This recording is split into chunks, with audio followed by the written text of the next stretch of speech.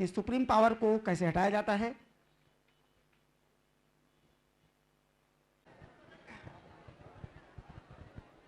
Hello, देखिएगा, राष्ट्रपति जो इतनी सुप्रीम पावर है उसे कैसे हटाया जाएगा। संविधान में कंपटीशन में एक सवाल आता है, राष्ट्रपति को किस अनुच्छेद से हटाया जाता है, तो उस अनुच्छेद का नाम अनुच्छेद 61 है। और राष्ट्रपति को जिस प्रक्रिया के द्वारा हटाया जाता है उसे महाभियोग कहते हैं। क्या कहते हैं? महाभियोग कहते हैं। तो हम कहेंगे राष्ट्रपति पर महाभियोग, आप कहेंगे आर्टिकल 61।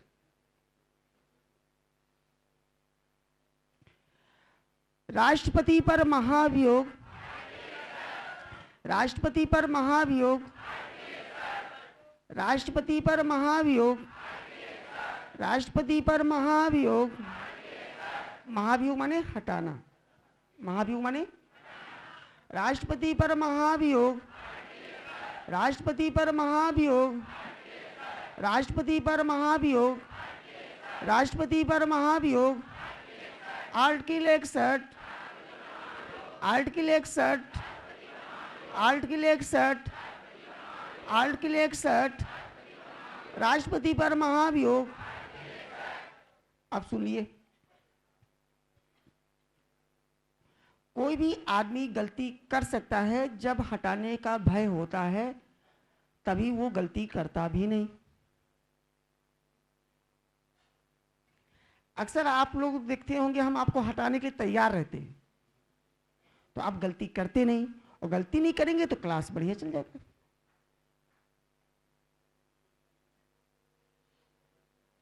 प्रतिक्षण वो मैंने संविधान से ही चुराया है।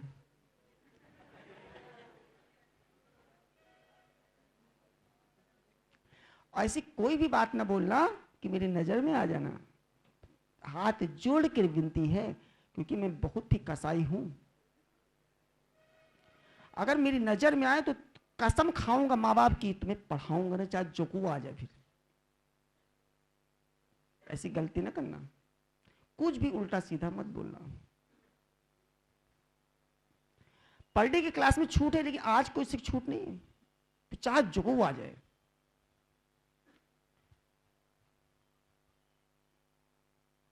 मैं बताऊं कि इतना बड़ा पद है, उसे हटाने की एक व्यवस्था है, वो आर्टिकल 61 है।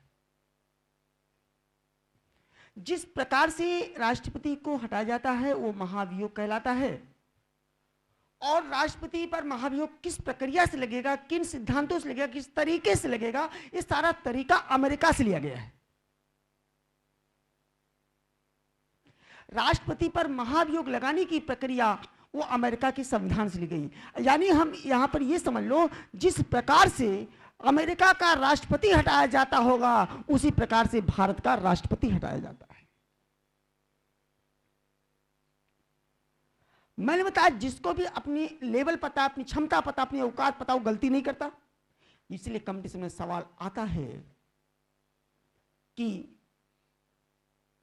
भारत के किस राष्ट्रपति को महाभियोग द्वारा हटाया गया है, तो क्या आंसर होगा? किसी को नहीं। किसी ने गलती की नहीं। और गलती क्यों नहीं की? अपनी क्षमता का ज्ञान था उन्हें। और आप भी गलती ना करिए, क्योंकि तुम्हारी क्षमता कितनी है? 800 रुपए। कितनी रुपया है? 800 रुपया औकात है, वो कभी भी रिटर्न किया जा सकता है।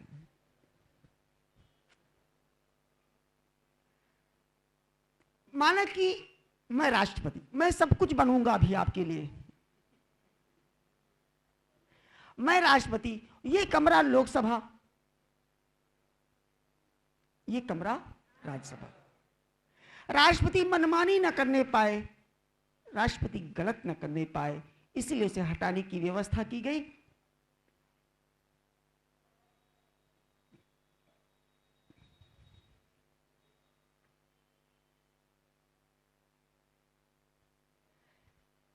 माना कि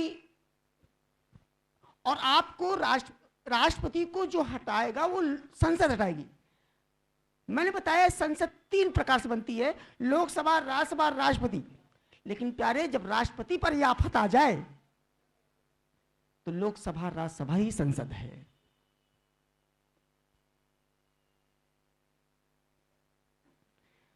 लोकसभा, राज्यसभा, राष्ट्रपति मिलकर संसद बनता है। लेकिन जब राष्ट्रपति खुद कटघरे में खड़ा हो जाए तो लोकसभा और राज्यसभा को ही संसद माना जाता है।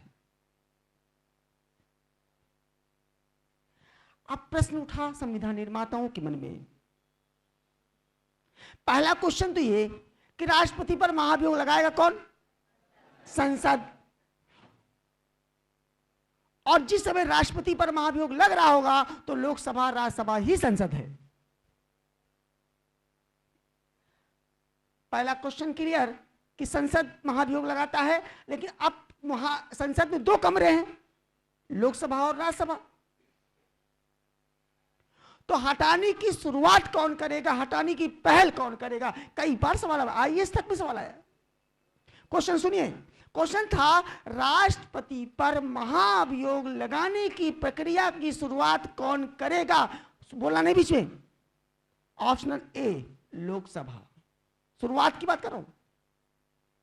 राज्यसभा बी, सी संसद का कोई भी सदन पहल कर सकता है। क्या सही होगा? सी, कोई भी पहल कर सकता है। या नियम नहीं कि लोकसभा ही शुरुआत करे हटाने के लिए, या नियम नहीं कि राज्यसभा ही करे। संसद का कोई भी सदन हटाने की शुरुआत कर सकता है। 3 सवाल बोल गया। राष्ट्रपति को हटाने के लिए कौन सा अनुच्छेद है? राष्ट्रपति को कौन हटाता है? राष्ट्रपति को हटाने के लिए पहल कौन करता है? कोई भी सदन कर सकता है।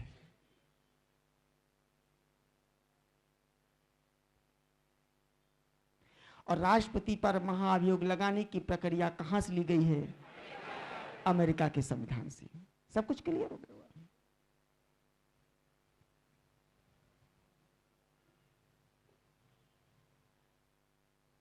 थोड़ी देर के लिए माना कि लोकसभा को लगता है कि राष्ट्रपति गलत है, मनमानी कर रहे हैं, संविधान के नियमों का उल्लंघन कर रहे हैं, जो उनको पावर्स दिए गए हैं उससे अलग इतर काम कर रहे हैं। ऐसा लगता है किसी लोकसभा को। लोकसभा को लगता है कि राष्ट्रपति महोदय गलत हैं, तो हटाने की शुरुआत। देखिए, थोड़ी देर शांत रहिए, बस महाभियोग समझाने जा रहे हैं, बहुत बड़ी चीज है।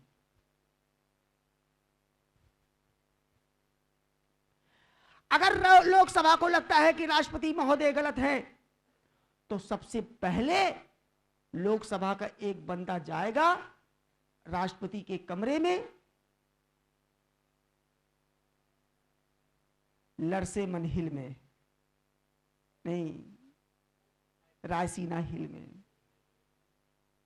रायसीना हिल जाएगा, कहां का आदमी, और उनको बताएगा कोई काम चोरी छिपे नहीं होगा। लोकसभा का एक आदमी आया, हाँ साहब क्या बात है, कैसे आना हुआ? आप पर महाभियोग लगाने की शुरुआत की जा रही है लोकसभा में। राष्ट्रपति को पता चल गया। और जिस दिन राष्ट्रपति को बताया जाए कि आपको हटाने की शुरुआत हो रही है, उसी जिस दिन बताया जाए उसके 14 दिन बाद एक आरोप पत्र तैयार होगा।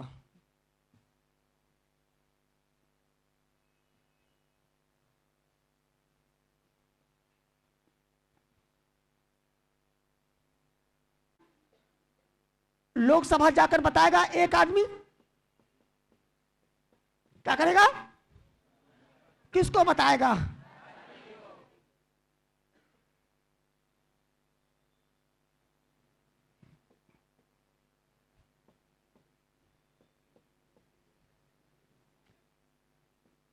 ये भारत का राष्ट्रपति है।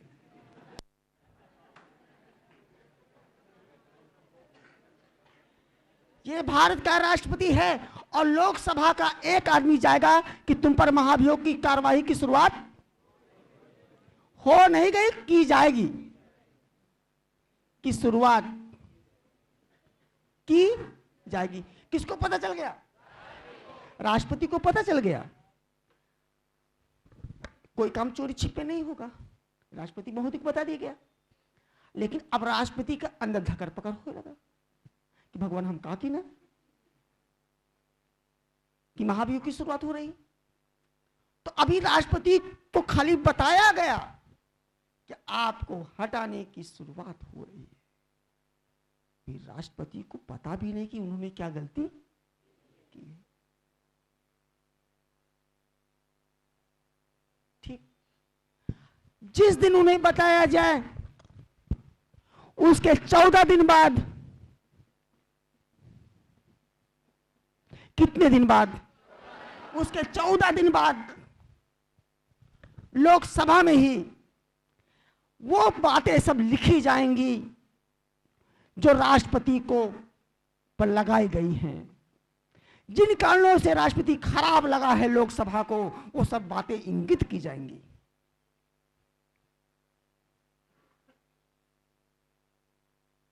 जो आरोप लगाए गए हैं ओरल नहीं, लिखित होंगे। और जो आरोप तैयार किया गया है यही आरोप पत्र है।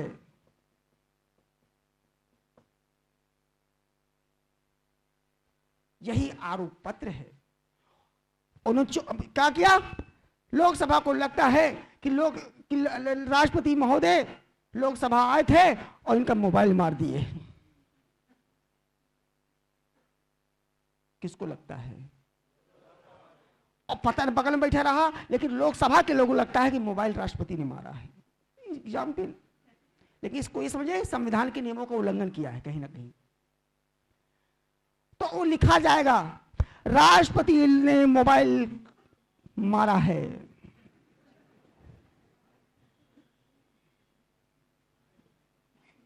क्या आरोप लगा है? राष्ट्रपति ने मोबाइल की चोरी की है। और इतना सर्वोच्च पद इस तरह की चोरी करेगा तो गलत बात है।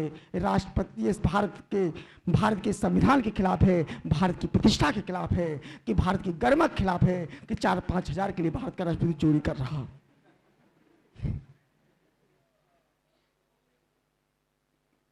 ये किसको लगा? आरोप क्या लगाया आपने? ने चोरी की है। काहे की? जो चोरी की गई वो लिखी गई, और जो लिखी गई वही आरोप लगा, वही आरोप पत्र कहलाया।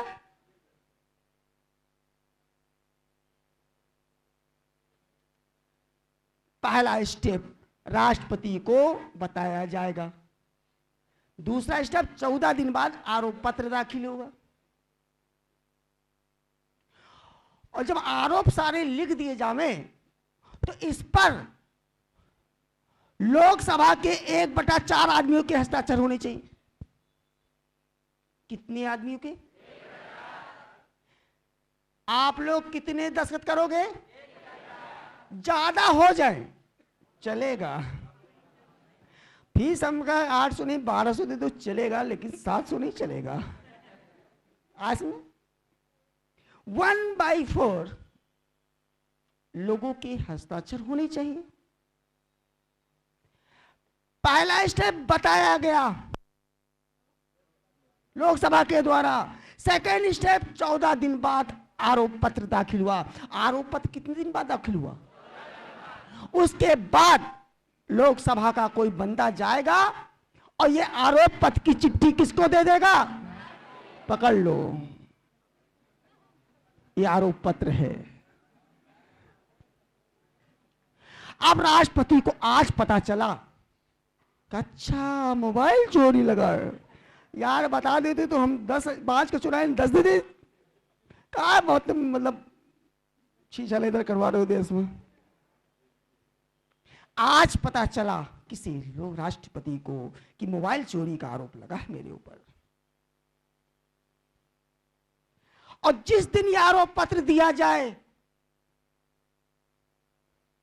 बोला नहीं, जिस दिन आरोप पत्र दिया जाए उसके 14 दिन बाद, सब 14 दिन है, उसके 14 दिन बाद मतदान होगा कि राष्ट्रपति को हटाया जाए कि ना हटाया जाए। और मतदान जो होगा और जिस पर लोग दस्तखत करेंगे उसको संकल्प प्रस्ताव कहा जाएगा।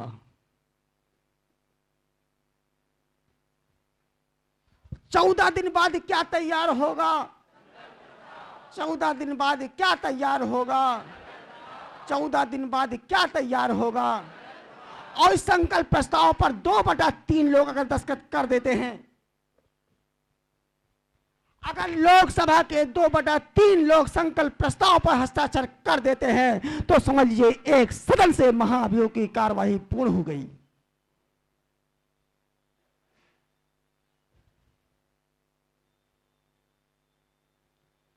तो ये समझ लीजिए एक सदन से महाभियोग की कार्यवाही पूर्ण हो चुकी। अब बचता कौन है? राज्यसभा। संविधान निर्माता बहुत अच्छी तरह से परिचित थे। एक बात बता दे थोड़ी सी, तुम कितने अच्छे हो, अगर तुम्हारी कोई बुराई कर रहा, आवाज करेगा ना? नो सर, यस सर न बताओ, डिस्टर्ब हो जाएगा। उसको बंद करो थोड़ी देर, फिर बताते हैं, थोड़ा हवा। सेकेंड स्टेप, 14 दिन बाद क्या दाखिल होगा? आरोप पत्र। और उस आरोप पत्र पे कितने सिग्नेचर होगा? 1/4 का। उसके 14 दिन बाद क्या लाया जाएगा? संकल्प प्रस्ताव। और संकल्प प्रस्ताव में कितने दस्तखत होंगे? क्लियर? अर्थात एक सदन से कार्यवाही पूर्ण हुई। क्लियर? आगे देखिए, मैं बताऊं कि तुम कितने अच्छे हो। अगर कोई बंदा तुम्हारी बुराई कर रहा, ये है ये है ये है, तो बताइए उससे बात करना बिल्कुल ठीक है कि नहीं? उसे एक बार बात करोगे तो वही बोलेगा, 10 बार बात करोगे वही बोलेगा, 2 महीना बाद बात करोगे वही बोलेगा। तो संविधान निर्माताओं को लगा कि आरोप किसने लगाए हैं? लोकसभा में। इसलिए लोकसभा में राष्ट्रपति अपनी सफाई नहीं देगा कि मैंने मोबाइल की चोरी नहीं की। जो सदन आरोप लगाएगा वहां सफाई नहीं देगा, बल्कि जो आरोप नहीं लगाएगा सफाई वहां देगा। अर्थात राष्ट्रपति को जब वो एक सदन से कार्यवाही पूरी हो जाएगी तो राष्ट्रपति कहां जाएगा? राज्यसभा जाएगा। माना हम राष्ट्रपति अब बहुत दिल से हृदय से प्रयास करेगा कि समझा दे राज्यसभा के व्यक्तियों को कि मैंने चोरी नहीं की। अगर मैं राज्यसभा को समझाने में सफल रहा तो राज्यसभा के लोग यही संकल्प प्रस्ताव यहां आएगा राज्यसभा, और राज्यसभा के 2/3 हस्ताक्षर यदि नहीं करेंगे तो महाभियोग की कार्यवाही पूर्ण मानी नहीं जाएगी। तो हम मानो आए हैं राज्यसभा। कभी कभी आदमी बहुत अच्छा वक्ता होता है, कभी कभी आदमी अपनी बात रख लेता है, कभी कभी ऐसा होता है कि आदमी गलत भी नहीं होता, चुपचाप रहता है, अपनी बात रख भी, और उसकी शांति को आप गलत समझते हो। जैसे हमने मोबाइल नहीं चुराया, अगर हम शांत रहे तो आपको लोग समझ जाओगे पक्का चुराया हो, तभी तो नहीं बोल रहा। तो कुछ लोग वाचाल होते हैं, बहुत अधिक बोलने वाले होते हैं, और कुछ लोग कम बोलने वाले को क्या कहते हैं? अल्पभाषी, वीरभाषी, मितभाषी होते हैं। कुछ लोग बहुत वाचाल होते हैं, कुछ लोग मितभाषी होते हैं। अर्थात माना मितभाषी है, अपनी बात को रख नहीं सकता है। ऐसी स्थिति में संविधान निर्माताओं ने कहा कि अगर तुम न बोल पाओ, अपनी बात न रख पाओ, अपनी सफाई न दे पाओ, तो तुम एक अच्छा सा वकील ले जाकर तुम्हारी तरफ से वकील जाएगा और राज्यसभा के बंदे को बताएगा और हर संभव पूरा प्रयास करेगा कि हमने ये चोरी खुद रखे या अपना एक वकील कर ले। खैर मैं ही रख रहा हूं। मेरे प्यारे राज्यसभा के साथियों, मैं राष्ट्रपति के पद पर तैनात हूं। मैंने 2 साल तक काम किया, संविधान के नियमों का पूरा पालन किया, कहीं भी गलत नहीं किया। और कुल मिलाकर तुम ही सोचो, 1.5 लाख रुपया हमको मिलता है, हम 5,000 रुपया की चोरी क्यों करेंगे? 1.5 लाख रुपया महीना मिलता है और 5,000 10,000 रुपया की चोरी हम क्यों करेंगे? लिहाजा ये है कि खाली ये लोकसभा के लोगों से खुन्नस आए, बीच में निकाल रहे हैं लोग, पता नहीं कहाँ की अदावट है, लेकिन हमने चोरी नहीं की। 5,000 क्या माने लगता है? 1.5 लाख रुपया मिल रहा, बंगला मिल रहा, मोबाइल मिल रहा, कार मिल रहा, और हमारे ऊपर ये खाली मोबाइल चोरी का इल्ज़ाम लगाए हैं, लेकिन सत्य यह है कि हमने ऐसा नहीं किया है। बताओ, कुल मिलाकर हम इस तरह के 1.5 लाख मिला थे, ये 5,000 को चोरी क्या करे? हम 40,000 वाला एप्पल ना खरीद ले बे, और 4 एप्पल हमारे पास रखे हैं। बताओ, हम 5,000 टुकाचपन वाला काम क्यों करेंगे? यानी राष्ट्रपति हर संभव प्रयास करेगा, राज्यसभा के सदस्यों को पूरी ताकत लगा देगा, और राज्यसभा के सदस्यों को अगर समझा ले गया तो राज्यसभा के लोग 2/3 लोग हस्ताक्षर संकल्प प्रस्ताव पर नहीं करेंगे। अगर राज्यसभा के 2/3 सिग्नेचर न किए तो महाअभियोग की कार्यवाही अपूर्ण मानी जाएगी। लोकसभा के द्वारा किया गया कार्य सब बर्बाद हो जाएगा, बेकार हो जाएगा, और राष्ट्रपति को राष्ट्रपति के पद से कतई दुनिया की कोई ताकत हटा नहीं सकती। लेकिन लाख समझाने के बावजूद भी यदि राज्यसभा को 1000 बातें बताया कि 1.5 लाख मेरी तनख्वाह है, 4 एप्पल मोबाइल मेरे पास है, लेकिन ना समझाने के बावजूद भी राज्यसभा को लगता है कि मैं चोर हूं, तो 2/3 लोग आप हस्ताक्षर कर दोगे, फिर राष्ट्रपति की महाभियोग की कार्यवाही पूर्ण मानी जाएगी, और दुनिया की कोई ताकत नहीं जो राष्ट्रपति को वहां से रोक सके। महाभियोग पूर्ण होगा, राष्ट्रपति को अपने पद से हटना ही होगा। इस प्रकार से राष्ट्रपति को हटाया जाता है, अपनी सफाई देने के लिए वहां जाता है जो आरोप नहीं लगाता। अगर राज्यसभा आरोप लगाती है, सफाई देने के लिए लोकसभा आएगा, लोकसभा आरोप लगाएगा तो सफाई देने के लिए राज्यसभा जाएगा, और यदि आरोप अपनी बात रखने में सक्षम नहीं है तो एक अच्छा सा वकील ले जाकर अपनी बात को रख सकता है। कुल मिलाकर लाख समझाने के बावजूद भी राज्यसभा को लगता है मैं चोर हूं, और अगर राज्यसभा के 2/3 लोगों ने हस्ताक्षर कर दिया तो तब महाभियोग की कार्यवाही पूर्ण मानी जाएगी, और राष्ट्रपति को अपने पद से हटना ही होगा। ये प्रक्रिया जो मैंने समझाई है ये अमेरिका के संविधान से ली गई है, इसी को महाभियोग कहा जाता है। आर्टिकल 61 से भारत का राष्ट्रपति महाभियोग प्रक्रिया के द्वारा हटाया जाता है। भारत के इतिहास में आज तक किसी भी व्यक्तित्व पर भारत के किसी राष्ट्रपति पर महाभियोग नहीं लगा है। अगर क्वेश्चन आया किस पर लगा है, किसी पर नहीं लगा। भारत का राष्ट्रपति, मैंने बताया, सारे पद दागदार हो चुके हैं, लेकिन राष्ट्रपति का पद आज भी बिल्कुल सफेद और पाक है कि एक उंगली भी नहीं उठाई गई, और इस तरह से महाभियोग के द्वारा उसे हटा दिया जाता है। आर्टिकल 52 से भारत का एक राष्ट्रपति होना चाहिए। आर्टिकल 53 से भारत का राष्ट्रपति कार्यपालिका का प्रमुख होता है। आर्टिकल 54 से राष्ट्रपति का निर्वाचन है। 55 से कल संगमरमर पद्धति से चुनाव होता है। 56 से पदावधि है। 57 से पुनः निर्वाचन है। 58 से उसकी योग्यताएं हैं। 59 से वेतन है। 60 से संबंधित नहीं है। 60 शपथ है। 61 महाभियोग है। कुल मिलाकर उसके बाद बात आती है राष्ट्रपति का। मान लो चुनाव हो रहा हो, राष्ट्रपति का चुनाव हो रहा हो, और राष्ट्रपति के चुनाव में धांधली हो गई हो, तो क्वेश्चन कई बार आया, ऑफिस में आया, आईएएस में आया कि राष्ट्रपति के चुनाव में अगर धांधली हो गई हो तो इसका फैसला कौन करेगा। ऑप्शनल ए भारत का मुख्य चुनाव आयुक्त, ऑप्शनल बी भारत का उच्चतम न्यायालय, ऑप्शनल सी मुख्य चुनाव आयुक्त की सलाह पर भारत का उच्चतम न्यायालय। कौन होगा? सी होगा। अगर राष्ट्रपति के चुनाव में किसी प्रकार की धांधली हो गई है तो उसका निर्णय उच्चतम न्यायालय करेगा, लेकिन मुख्य चुनाव आयुक्त की सलाह पर। आर्टिकल 71 कहो, आर्टिकल 71 71 71 71 71 71 71 71 71 71। यदि राष्ट्रपति के चुनाव में किसी प्रकार का विवाद होता है तब उसका फैसला मुख्य चुनाव आयुक्त की सलाह पर भारत का उच्चतम न्यायालय करेगा। Article 71 article 71 article 71 clear. मैं बता दूं कि देश में अगर न्यायालय ने किसी को दंड दे दिया है, सजा दे दी है, तो दुनिया की कोई ताकत उसे माफ नहीं कर सकती। लेकिन अगर भारत के न्यायालय ने किसी को फांसी दे दी है तो राष्ट्रपति को एक विशेष दया याचना का अधिकार प्राप्त है। आर्टिकल 72 से उस फांसी की सजा को चाहे वो कम कर दे चाहे पूर्णतः माफ कर दे, एक विशेष पावर है भारत के राष्ट्रपति को।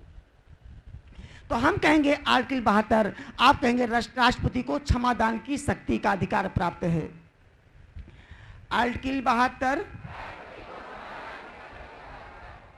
आर्टिकल 72, आर्टिकल 72,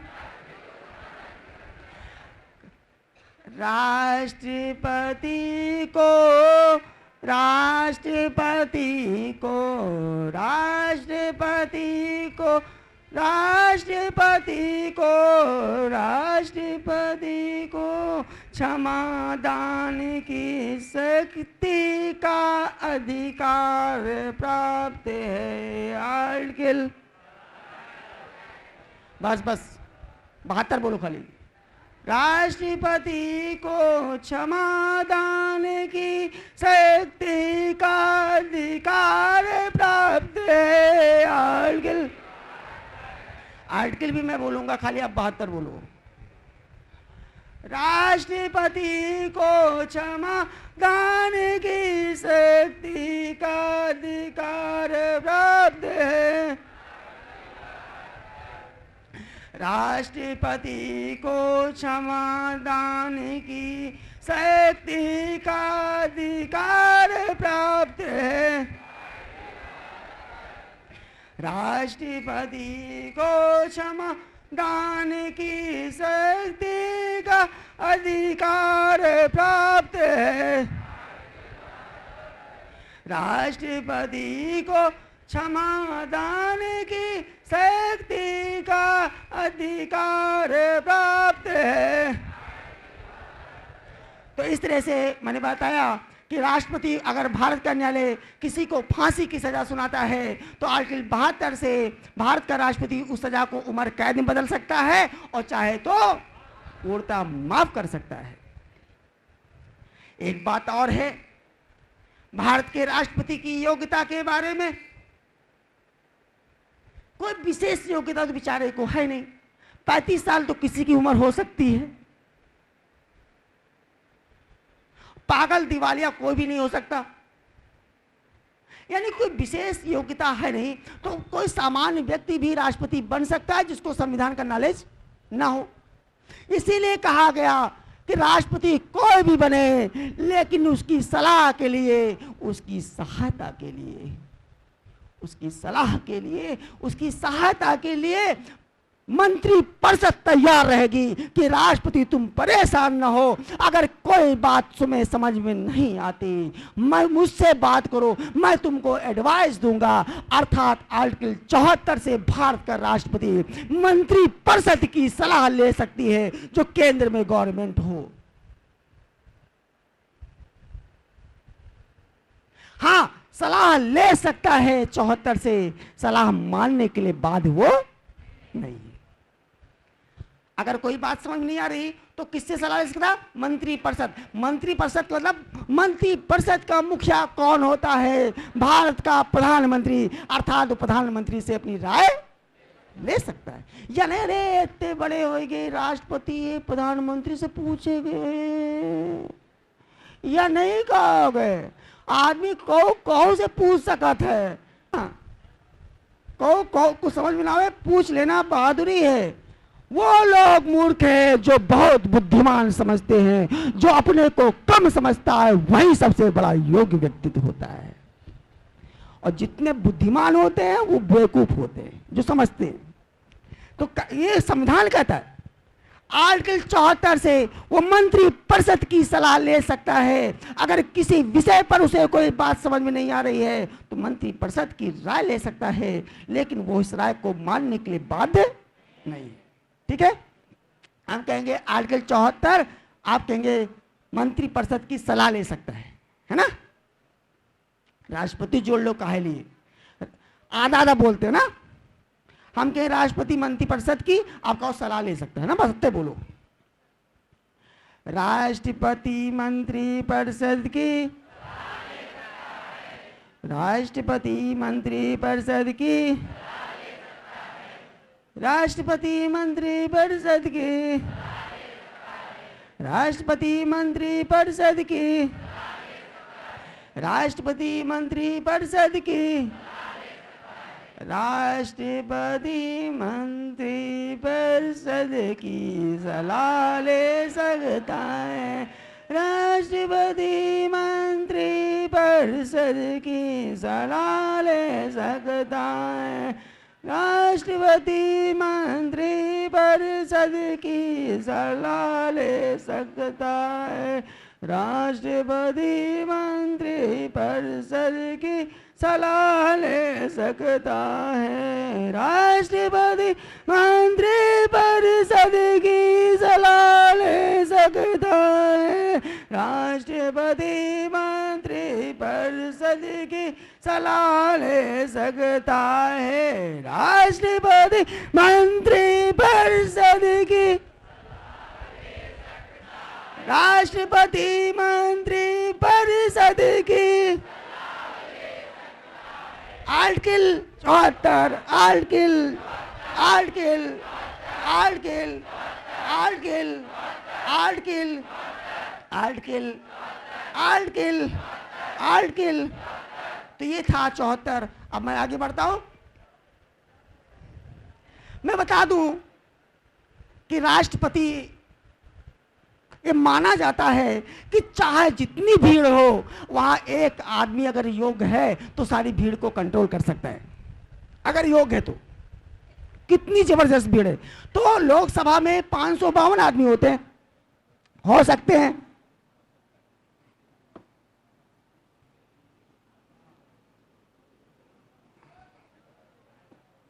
देखे इधर, ये लोकसभा है ना?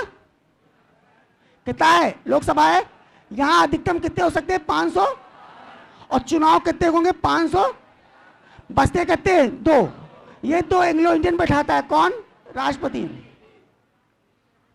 देखिए इधर, राष्ट्रपति संविधान निर्माताओं ने कहा 550 तो चुन के जाएंगे। मान लो सब माफिया चले जाएं, सब गुंडा चले जाएं, सब गलत आदमी चले जाएं, लेकिन 2 आदमी जो राष्ट्रपति बैठाएगा वो एंग्लो इंडियन कहलाएगा। और जो 2 आदमी होंगे वो बहुत योग्य पर्सनालिटी होंगे, साहित्य, विज्ञान, कला, समाज सेवा में। अरे यार, ये एरिया कोई भी हो, आज बता दो, एरिया कोई भी हो, अगर वो टॉप पर है तो समझो बहुत योग्य है। एरिया कोई भी हो, ये माना संविधान ने। कहा साहित्य, विज्ञान, कला, समाज सेवा के क्षेत्र में अगर कोई विज्ञान के क्षेत्र में कोई विशेष कार्य करता है तो एंग्लो इंडियन कहलाएगा। और राष्ट्रपति 2 एंग्लो इंडियन बैठाएगा उसमें। राष्ट्रपति जो 2 एंग्लो इंडियन बैठाएगा, किसमें?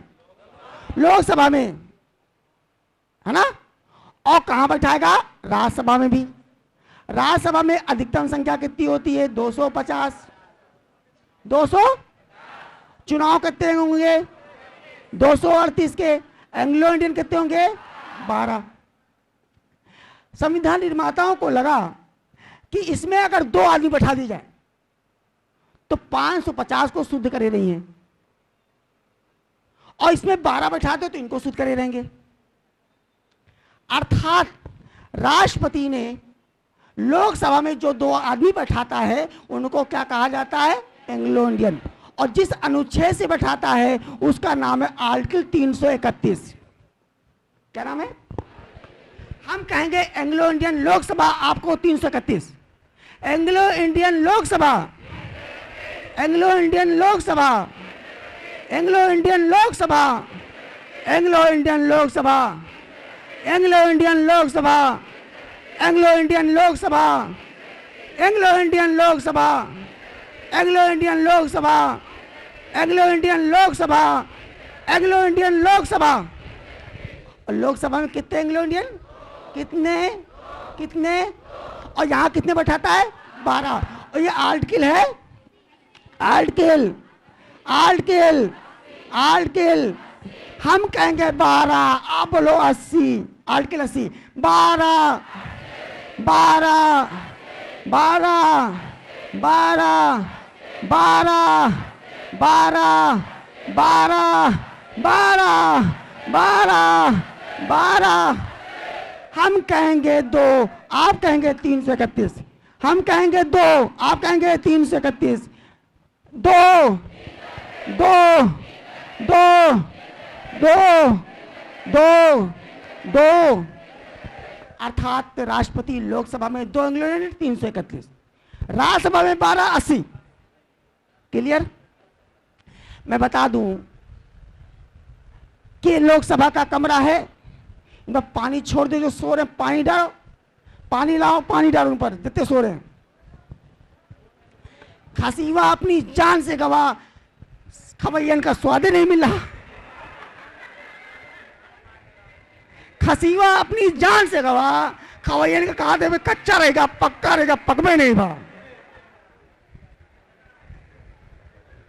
क्या बात है? नौकरी पाने चले हो, भगवान तुम्हें नौकरी लग जाए, सोते सोते लग जाए। क्या बात है? देखे इधर, लोकसभा में 2 331, राज्यसभा में 1280। ये दोनों क्या है? Anglo Indian. ये व्यवस्था आयरलैंड के संविधान से लिया गया। आयरलैंड में ऐसी व्यवस्था थी, वही हमने यहां ले लिया। ठीक है, अब आगे देखिए, ये लोकसभा का कमरा है, यहां लोकसभा का अध्यक्ष होगा, और 5 साल पूरे होने पर यह कमरा खाली हो जाना चाहिए, और राष्ट्रपति जाएगा और कोई निकलना कहाँ चाहेगा? ए सिल्लू, ये लोकसभा का कमरा है, ये लोकसभा का कमरा है, और 5 साल पूरे होने पर कोई भी बंदा निकलना नहीं चाहेगा। वो तो चुनाव एक बार जीत लो, 10 साल चले। 5 साल पूरे होने पर मैं राष्ट्रपति हूं, कल लोकसभा आऊंगा और कहेंगे कि 5 साल पूरे हो गए आपके, ये कमरा खाली करो। राष्ट्रपति के द्वारा लोकसभा के कमरे को खाली कराना ही ये माना जाता है कि राष्ट्रपति ने लोकसभा को भंग कर दिया है। क्या कर दिया? भंग कर दिया। क्या कर दिया? भंग कर दिया। क्या कर दिया? भंग कर दिया। भंग कर दिया। भंग का मतलब कमरा खाली करा दिया। भंग का मतलब, भंग का मतलब, भंग का मतलब, यही सवाल तो आता है कंपटीशन में, लोकसभा कौन भंग करता है? भंग का मतलब क्या होता है? कमरे को खाली कराना, और जब कमरा खाली होगा तभी नया चुनाव होगा। जब कमरा खाली होगा तभी नया चुनाव होगा। जब कमरा खाली होगा तभी नया चुनाव होगा। जब कमरा खाली होगा तब नया चुनाव होगा। जब कमरा खाली होगा तभी नया चुनाव होगा। जब कमरा खाली होगा तभी नया चुनाव होगा। जब कमरा खाली होगा तभी नया चुनाव होगा। कुल मिलाकर, और जो कमरा खाली होता है उसे लोकसभा भंग कहा जाता है। ये भंग करने का पावर राष्ट्रपति को है, और जिस अनुच्छेद से भंग करता है उसका नाम 85 है। उसका नाम, उसका नाम, उसका नाम, उसका नाम, उसका नाम, उसका नाम, हम कहेंगे आर्टिकल 85, आप कहेंगे लोकसभा भंग करता है, राष्ट्रपति लोकसभा भंग करता है। आर्टिकल 85, आर्टिकल 85, आर्टिकल 85, आर्टिकल 85, राष्ट्रपति लोकसभा भंग करता है। राष्ट्रपति लोकसभा भंग करता है। राष्ट्रपति लोकसभा भंग करता है। राष्ट्रपति लोकसभा भंग करता है। आर्टिकल 85, मैं बताऊं कि आर्टिकल 52 से भारत का एक राष्ट्रपति होना चाहिए। आर्टिकल 53 से भारत का राष्ट्रपति कार्यपालिका का प्रमुख होता है। आर्टिकल 54 से राष्ट्रपति का निर्वाचन है। आर्टिकल 55 से राष्ट्रपति का चुनाव एकल संक्रमणीय पद्धति से होता है। आर्टिकल 56 से राष्ट्रपति की पदावधि है। आर्टिकल 57 से राष्ट्रपति का पुनः निर्वाचन है। आर्टिकल 58 से राष्ट्रपति की योग्यता है। आर्टिकल 59 से राष्ट्रपति का वेतन है। आर्टिकल 60 से राष्ट्रपति का शपथ है। आर्टिकल 61 से राष्ट्रपति पर महाभियोग है। आर्टिकल 71 से राष्ट्रपति के चुनाव में कोई विवाद होता है तो उसका निपटारा उच्चतम न्यायालय करेगा। आर्टिकल 72 से राष्ट्रपति को क्षमादान की शक्ति का अधिकार प्राप्त है। आर्टिकल 74 से राष्ट्रपति मंत्रिपरिषद की सलाह ले सकता है। आर्टिकल 80 से वो राज्यसभा में 12 नियमन करता है। 331 से लोकसभा में करता है और 85 से लोकसभा भंग करता है।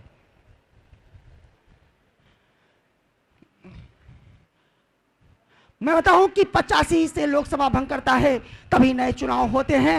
ये सवाल आता है कि लोकसभा भंग करने का अधिकार किसे है, राष्ट्रपति को हो, किस अनुच्छेद से, 85 से।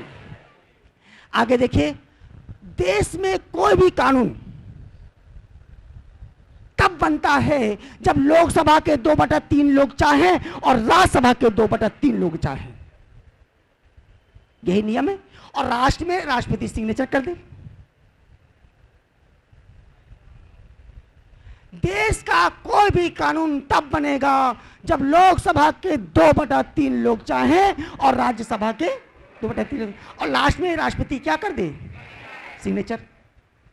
ये क्या कहते, कानून। लेकिन राष्ट्रपति को एक विशेष पावर प्राप्त है आर्टिकल 123 से।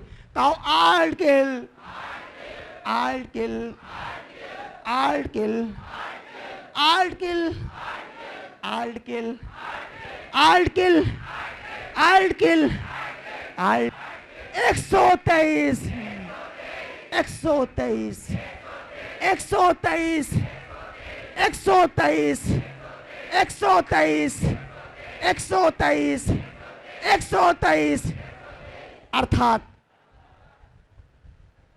राष्ट्रपति बोला नहीं, मतलब विशेष पावर है कि देश में कानून तब आता है जब लोकसभा राजी हो, राज्यसभा राजी हो और राष्ट्रपति सिग्नेचर करे। लेकिन राष्ट्रपति को 123 से एक विशेष अधिकार प्राप्त है कि किसी विषय पर वो खुद कानून बना सकता है। वो खुद कानून बना सकता है। तो राष्ट्रपति को अध्यादेश जारी करने की शक्ति प्राप्त है, अर्थात खुद कानून बनाने की शक्ति प्राप्त है। लेकिन एक सोचो कि राष्ट्रपति क्यों नहीं बना देता साहब, क्यों राष्ट्रपति के द्वारा बनाया गया कानून केवल 6 महीने चल सकता है। 6 महीने बाद खुद ही खत्म हो जाएगा।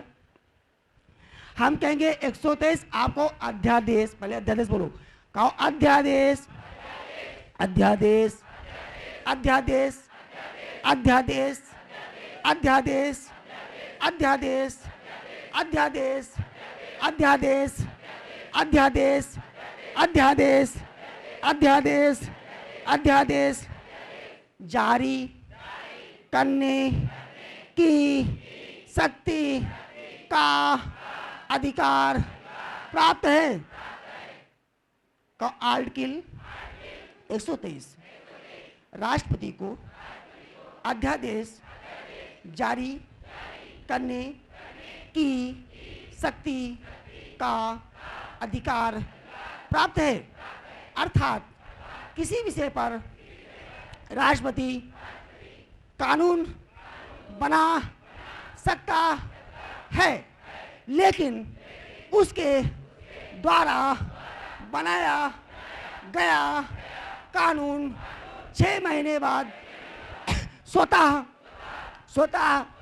समाप्त हो जाता है।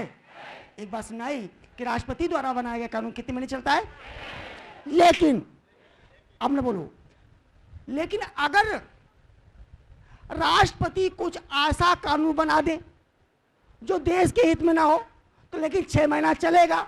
6 महीना हो तो तुम्हारा नटू ढील कर देंगे। वो राष्ट्रपति कानून बना दे, जेलों में जितने आदमी बैठे हैं सब छोड़ दिए जावे। अब बताओ, अब चूंकि 6 महीने के अंदर क्या हो, 6 महीना तो छोड़ नहीं है, 6 महीने बाद ढूंढ के पकड़ो और कब पकड़ में आवे कि पुलिस वालों के काम बना देंगे। एक तो ऐसे घर में बेटा टाइम जाते और बेटा मुझे घर से निकाल ही दीजिए। तो कुल मिलाकर, लेकिन राष्ट्रपति अगर ऐसा कोई कानून बनाते हैं जो देश के हित में नहीं, अभी बनाओ और देश को लगता है तो संसद 10 मिनट बाद खत्म कर देगी। यही लगता बेटा तुम सब कुछ और कुछ नहीं, तुम सब कुछ बट कुछ भी नहीं। 123 से 1 2 3 से तो लगा यार, क्या लोकसभा से पारित कराओगे, क्या राज्यसभा से पारित कराओगे, क्या राष्ट्रपति से सिग्नेचर कराओगे। जब राष्ट्रपति कानून बना सकता है, 3 नौटंकी करने की क्या जरूरत है। लेकिन राष्ट्रपति द्वारा बनाया कानून अगर संसद को लगता है गलत है, भाई साहब लागू नहीं होगा। तो अभी बनेगा, 2 मिनट बाद लोकसभा राज्यसभा की विशेष कार्यवाही बुलाकर इंड कर दिया जाएगा। इसी को कहते हैं आर्टिकल 123, अध्यादेश जारी करने की शक्ति का अधिकार प्राप्त है। कानून बना सकता है, लेकिन देश हित में ना होगा तो उसे संसद उसे नष्ट कर सकती है। अब आते हैं आर्टिकल 124 में। मैं बताऊं कि जो हाई कोर्ट के न्यायाधीश हैं, सुप्रीम कोर्ट के न्यायाधीश हैं, 1 2 3 आर्टिकल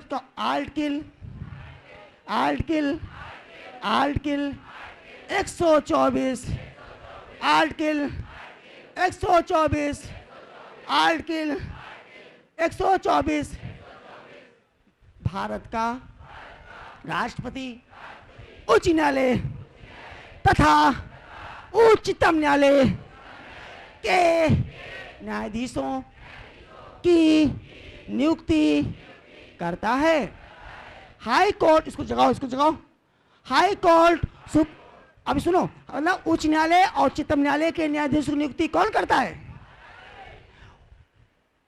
उच्च न्यायालय, उच्च न्यायालय, उच्च न्यायालय, उच्चतम न्यायालय, उच्च न्यायालय, पानी लो बेटा, उच्च न्यायालय, उच्च न्यायालय, उच्च न्यायालय, उच्च न्यायालय, उच्च न्यायालय, उच्च न्यायालय, उच्चतम न्यायालय, उच्चतम न्यायालय, अरे उच्च न्यायालय, उच्चतम न्यायालय, उच्च न्यायालय, उच्चतम न्यायालय के न्यायाधीशों की नियुक्ति राष्ट्रपति करता है। राष्ट्रपति करता है, राष्ट्रपति करता है। आर्टिकल 124, आर्टिकल 124, 124, 124, 124, 124, 124, 124 राष्ट्रपति, राष्ट्रपति, उच्च न्यायालय, उच्च न्यायालय, उच्च न्यायालय, उच्चतम न्यायालय, उच्चतम न्यायालय, उच्चतम न्यायालय, उच्चतम न्यायालय के न्यायाधीशों की नियुक्ति करता है, नियुक्ति करता है। मैं बता दूं आगे, समझ लीजिए कि कुल मिलाकर सबसे मेन पॉइंट ये है कि अभी आपने देखा कि राष्ट्रपति को अगर कोई बात समझ में नहीं आ रही है तो किसकी सलाह ले सकता है? वो मंत्रिपरिषद की सलाह ले सकता है। लेकिन अगर राष्ट्रपति को कानून संबंधी कोई विवाद हो जाए, कोई कानून संबंधी कोई बिंदु, कोई पॉइंट अगर राष्ट्रपति को समझ में ना आवे, अगर कानून संबंधी कोई बिंदु राष्ट्रपति को समझ में ना आवे, तो भाई साहब भारत के सर्वोच्च न्यायालय या भारत के उच्चतम न्यायालय से सलाह ले सकता है। आर्टिकल 143 हम कहेंगे राष्ट्रपति उच्चतम न्यायालय से सलाह लेता है, आप कहेंगे आर्टिकल 143। राष्ट्रपति उच्चतम न्यायालय से सलाह लेता है, राष्ट्रपति उच्चतम न्यायालय से सलाह लेता है, राष्ट्रपति उच्चतम न्यायालय से सलाह लेता है, राष्ट्रपति उच्चतम न्यायालय से सलाह लेता है। आर्टिकल 143 राष्ट्रपति उच्चतम न्यायालय से इतना समझाया। मैं बता दूं कि भारत का जो राष्ट्रपति है भारत की तीनों सेनाओं का प्रमुख होता है।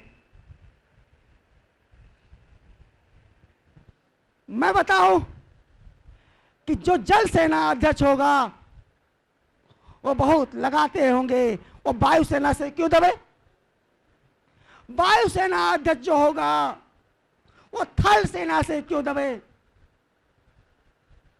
अर्थात भारतीय संविधान में न तो थल सेना कमजोर है, न वायुसेना कमजोर है, न जल सेना कमजोर है, और तीनों पावर है, रुक जाओ, तीनों शक्तिशाली है। अगर मान लीजिए जल सेना चाह जाए कि मेरा प्रधानमंत्री बनूंगा और यहां सैन्य तख्ता पलट दूंगा, पाकिस्तान इसी का तो एग्जाम्पल है, मैं समझा रहा हूं आपको। अभी बर्मा में सैनिक तख्ता पलट हुआ, समझा रहा हूं मैं आपको। अभी मिस्र में होस्नी मुबारक मार दिए गए, मैं समझा रहा हूं आपको। भारतीय संविधान निर्माता कितने बुद्धिजीवी थे कि सर्वोच्च ताकत बंदूक होती है, सेना होती है, और सेना जिसके हाथ में होगी वो सत्ता उसी के हाथ में होगी। अक्सर पाकिस्तान में देखा आपने, जनरल जियाउल हक थे, उन्होंने बेंजीर भुट्टो के पापा जुल्फिकार अली भुट्टो को कैद कर लिया और पाकिस्तान पर कब्जा कर लिया, वो पाकिस्तान के राष्ट्रपति बन गए। फिर जनरल जियाउल हक को एक विमान दुर्घटना में मारे गए, नवाज शरीफ प्राइम मिनिस्टर बने वहां के, अभी हाल की बात, और वहां का सेना प्रमुख परवेज मुशर्रफ थे, और परवेज मुशर्रफ ने अपनी सेना बता दे, सेना दुनिया की ताकत नहीं मानती, किसी का आदेश नहीं मानती, सेना केवल अपने अधिकारी की बात मानती है। वो भी हमसे बड़ा अधिकारी ये, उनसे बड़ा वो, उनसे बड़ा वो, तो हम उनकी बात नहीं मानेंगे, इनकी बात मानेंगे, ये क्रम है। तो परवेज मुशर्रफ ने पूरे पाकिस्तान पे कब्जा कर लिया, टेलीविजन, न्यूज चैनल, सरकारी प्रतिष्ठान, संस्थान पे कब्जा कर लिया। परवेज मुशर्रफ ने नवाज शरीफ को कैद कर लिया और परवेज मुशर्रफ 5-7 साल पाकिस्तान के राष्ट्रपति बन गए। भारत में ऐसा क्यों नहीं होता कि भारत का कभी सेना का प्रमुख, भारत का प्रधानमंत्री क्यों न बना, राष्ट्रपति क्यों न बना? संविधान निर्माताओं ने दिमाग लगा दिया, कहा अगर जल सेना चाहेगी कि मैं प्रधानमंत्री बनूंगा तो पहले का वायुसेना का हम धोती पहने, थल सेना वाला कहेगा अच्छा का हम चूड़ी पहने, अर्थात तीनों में पहले महासंग्राम होगा और जो जीतेगा फिर वही सत्ता हथियाएगा।